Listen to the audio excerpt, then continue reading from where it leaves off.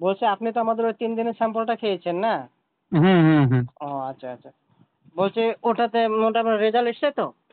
হুম, result এসেছে, এবার যদি না পরে, পরে কি ঠিক হবে না হবে না সেটাই বলতে চাইছে। 3 দিনে শুনে 3 দিনের স্যাম্পলে একটা মানুষ পরিপূর্ণ কিভাবে সুস্থ হতে পারে বলুন? তিন হুম দিনের হুম স্যাম্পল তো আমরা এই জন্যই দেই যে ওষুধটার কার্যকারিতা আছে কিনা সেটা পরীক্ষা করার জন্য। আজকে মানুষ অনলাইন অফলাইনে বিভিন্ন জায়গা থেকে হাজার হাজার টাকা খরচ করে ওষুধ খাচ্ছে, কোনো রেজাল্ট নেই, কোনো তাদের ফলাফল নেই।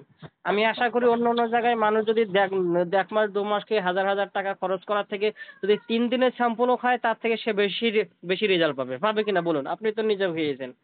কথা হুম হচ্ছে হুম। এটা আমি অন্য জায়গায় নিইনি। হ্যাঁ, এটা স্থায়ী সমাধানের জন্য 2 মাস খেতে হবে। বুঝতে পারছেন? মোটামুটি ১ম দিন কেমন টাইমিং এ ছিল? হুম, ভালোই হয়েছিল। এমনি তাও তাও কত মিনিট হবে? তাও 25 মিনিট। এমনি আগের টাইম কত মিনিট ছিল? এই 1-2 মিনিট। এই ৩ দিনের মধ্যে বীর্যটা গাঢ় হয়েছে তো?